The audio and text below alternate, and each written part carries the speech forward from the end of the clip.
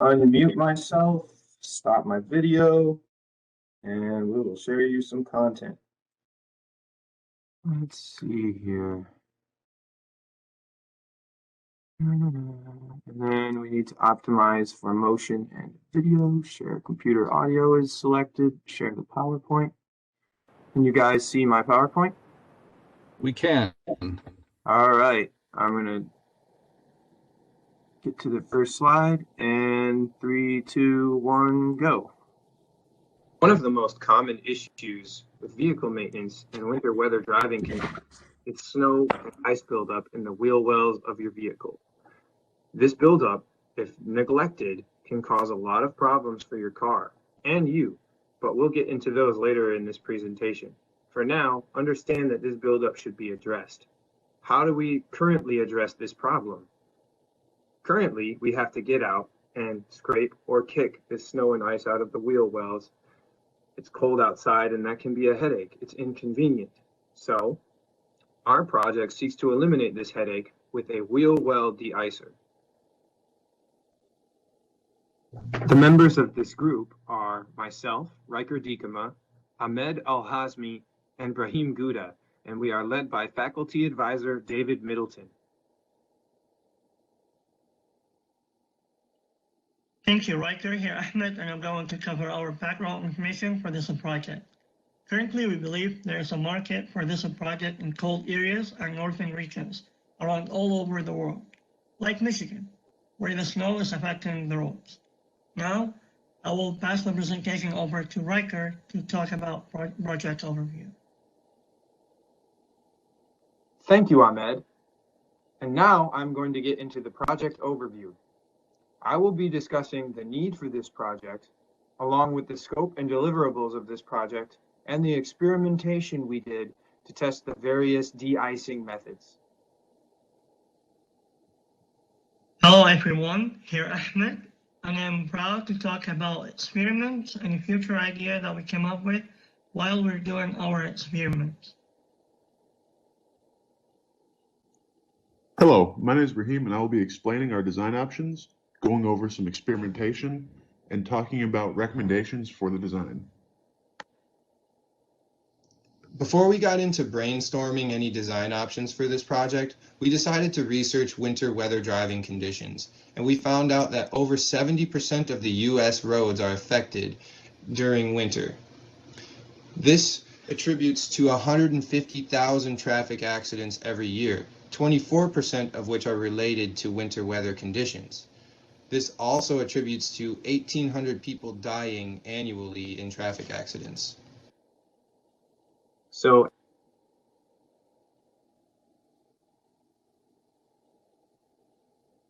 are you kidding me? Are you kidding me? Riker, just click on the speaker. So, as you can see, winter weather has very profound effects on driving conditions, because when there's snow and ice on the roads, there will be snow and ice in your wheel wells. And when there is snow and ice in your wheel wells, your vehicle's performance will be affected. Snow and ice buildup in the wheel wells of your vehicle can create damage to your car, like cracked fenders, damage to your suspension, blocking of important sensors like ABS or ride control, wheel imbalances, and a lot more. Also, this buildup is just plain inconvenient to clear. No one wants to get out of their nice warm car to kick and scrape the ice out of their wheel wells. And let's talk about the scope and deliverables of this project. The goal of this project is to design a device capable of automatically removing the ice buildup from the wheel wells of your vehicle. The criteria for this device is that it must be automatic, efficient, safe, and effective. And the deliverables for this project will be a CAD model based off of results of experimentation, research, and interpretation of data. And with that, I'm going to hand the presentation over to Brahim to talk about the research we did on patents for similar products. Thank you, Riker. So initially, to better understand the problem, we looked up products and patents for similar designs. These were most commonly in the form of heaters, scrapers, and plows or plow-like objects that would prevent the snow from building up in the first place. All of these have their merits and their problems. None of them, as far as we were aware, have ever made it to mass market or were relatively common among road-going vehicles. But it gave us an understanding of what problems there were and what to avoid and what might actually work to go ahead and start working on designs.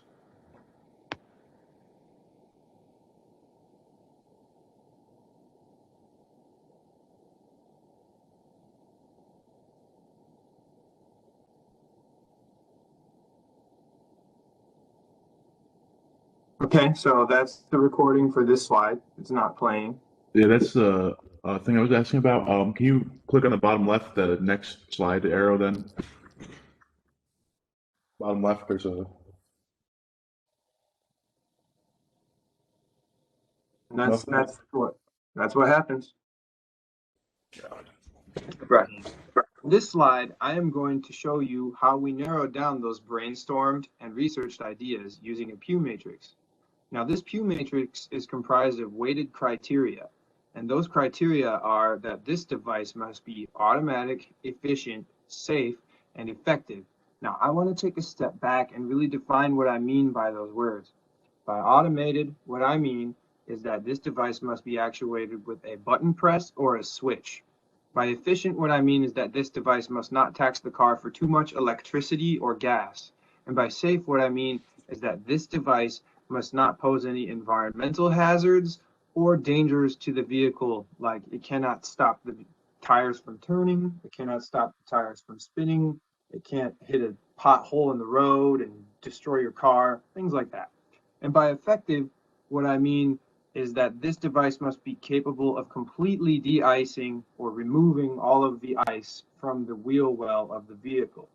Now, we put all of our design options into this Pew matrix and compared them to the weighted criteria, and we found out that heating elements, both electric and fluid heating elements, are the most promising.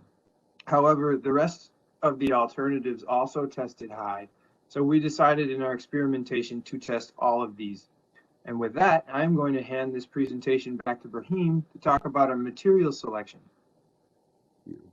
Thank you, Riker. So, the material most commonly used in automotive wheel wells is high-density polyethylene, or HDPE. In automotive uses, it's often talc-filled to improve abrasion resistance.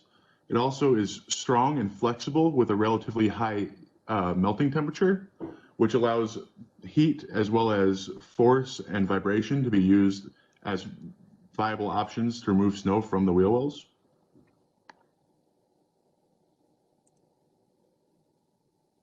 So our original idea was to use a real full-size wheel well from a late model car with a little bit of wear on it, so it could accurately represent how snow and ice would stick to a wheel well. This became a problem because we didn't have room or a large enough freezer to run these tests. So we had to find a decent analog for those. That analog ended up being milk jugs because they're also made of HDPE and they have a similar enough geometry to give us some nooks and crannies for the snow and ice to get stuck in. We were able to use those, and Riker will explain how we set those up. Thank you, Brahim. Now I am going to describe to you how we prepared the specimens for experimentation. First, we started by cutting the milk jugs around the perimeter just below the handle. Then we filled them with 3 inches of water. Then we put them in a freezer overnight to solidify. Now that the specimens are prepared, they're ready for experimentation. The first round of experimentation was mallet strikes, and this was meant to simulate the thumper design that we discussed earlier in this presentation. The way this was done was that a singular specimen was removed from the freezer, flipped upside down, and placed on a flat surface. A timer was started, and the mallet strikes began. Once the ice was cleared from the jug, the timer was stopped, and the time to clear was recorded, along with the ambient temperature of the outside. The temperature at which this experiment was performed was 33 degrees. The next round of experimentation is ice removal with a windshield scraper. This was done to simulate the automatic scraper design that we discussed earlier in this presentation. It was done in a very similar format to the mallet strikes in that a singular specimen was removed from the freezer, but instead of placing it upside down on the flat surface, it was placed right side up. A timer was started and the scraping began. When the ice was cleared from the milk jug, the timer was stopped and the time to clear was recorded along with the ambient temperature of the outdoors. This was also done at a temperature of 33 degrees Fahrenheit. One important observation that we made during the experimentation with the windshield scraper is that trying to de-ice the wheel well analogs with the scraper destroyed the tool. So the scraper had to be replaced in order for experimentation to continue. Additionally, the scraper also damaged the milk jugs beyond being able to hold water. Both of these observations are important as they indicate that the scraper design has a high potential for failure and is not a viable option for this product. And with that, I am going to turn the presentation over to Brahim to talk about the experiments with electric heating elements. Thank you, Riker. So, but prior to doing any of our experimentation, we took the milk jugs out and a few of them we had sit upside down, just letting them melt on their own, and it was very cold outside. It wasn't quite freezing, but it wasn't that far above freezing, and it took a very long time, but we needed these to get a nice baseline for how long it would take to melt down snow if it was, winter, but not particularly cold out.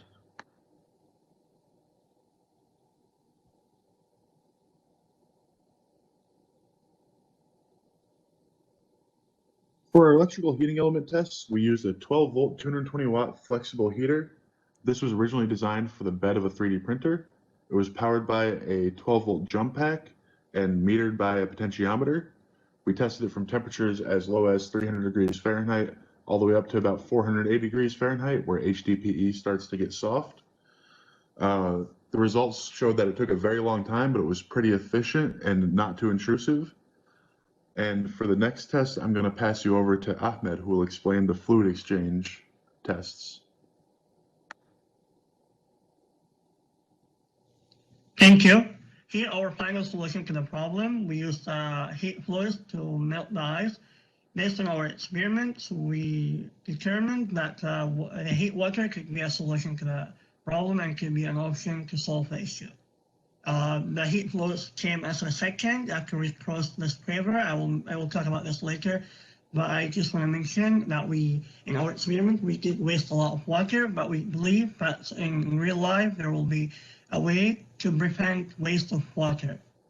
In the following slide, I will talk about the process in full detail. Before we did the experiment, we measured the hot water temperature and the house temperature, which was around 110 to 112 Fahrenheit degrees for the hot water temperature, and 72 Fahrenheit degrees for the house temperature. This took us around 2 minutes to melt the ice and remove the remaining ice from the first trail. And because we will do this experiment outside, we did the second trail in the 36 Fahrenheit degrees temperature, which was the outside temperature.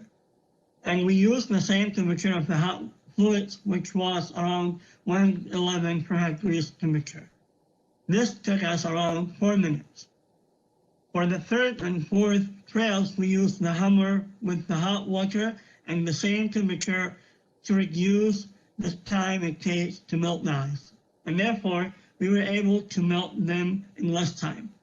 In the following slide, I will go over the results to show our conclusion for all our experiments that we have done.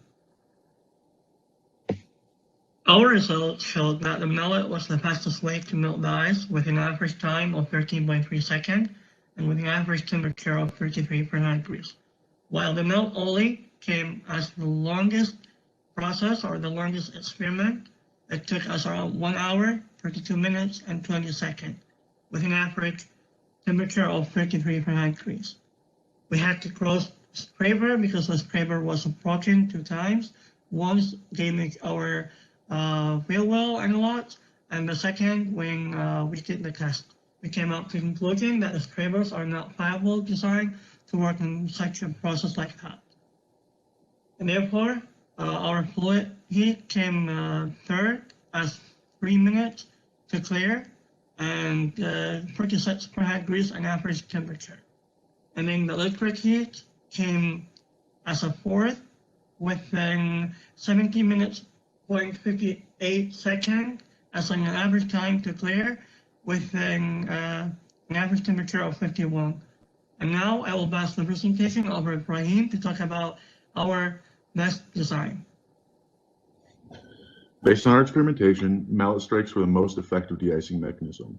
And based on our Pew matrix results, we knew that the thumper as well as the heating elements were probably the top two design options that we had tested. So going forward, we're going to do a thumper design and we're going to try to supplement it with heating elements. Here's the CAD design for the thumper. On the right and left, you can see the thumper attached to a basic outline of a wheel well and a wheel well with a heater built into it. Down in the center at the bottom, you can see the basic design of it. It is currently designed to be pneumatically or hydraulically powered, whichever one would be easier to implement. And above that is the test thumper, which is designed to be attached to any test rig, be it a full-size wheel well or a milk jug, and hit or pushed on just to see how much force might be required to actually dislodge the snow or ice. And I'm gonna hand you over to Riker to explain the next designs.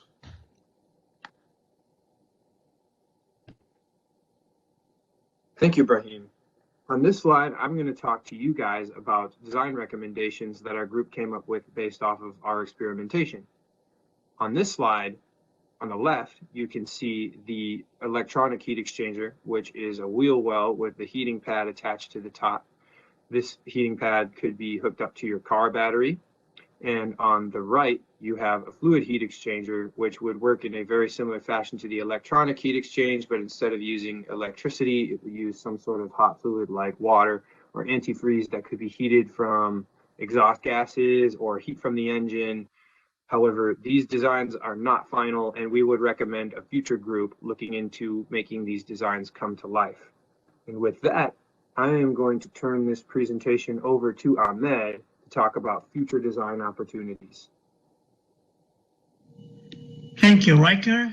Here our future opportunity, we compare between anti-skid and calcium chloride and magnesium chloride. We believe as hot wheel grow that chemical substances have the potential to melt the ice. We are 100% that chemical substances could be a solution to a problem, to melt the ice. But we didn't do a lot of experiments for using chemical substances. We only did comparing between two chemical substances to see which one of them was the fastest to melt the ice. If you guys consider this as an option to solve the issue, we encourage as Hot Wheel Group to do more experiments to make sure that chemical substances will not cause any damage to the car, to the fender, to the wheel well, and therefore you guys could go through and select the best option for which chemical substance you guys want to choose. Based on our experiment, in the following slide, I'll explain which one of these chemical substances we selected.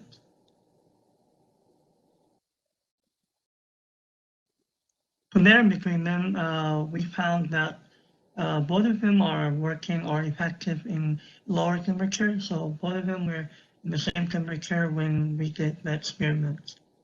The experiment showing that the calcium chloride and magnesium chloride has taken less time than the anti-skid. So as Hot Wheel Group, we selected the calcium chloride and magnesium chloride. Now I will pass the presentation over to Riker to talk about our conclusion. So after our experimentation and interpreting the data, we found out that a combination of both the thumper and some sort of electric or fluid heat exchange would be the best way to de-ice wheel wells. And with that, we would like to open up the presentation to any questions you guys might have.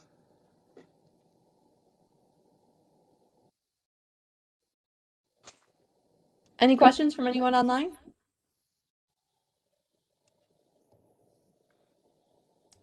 All right, thank you, gentlemen. We'll do our virtual clap. Well done.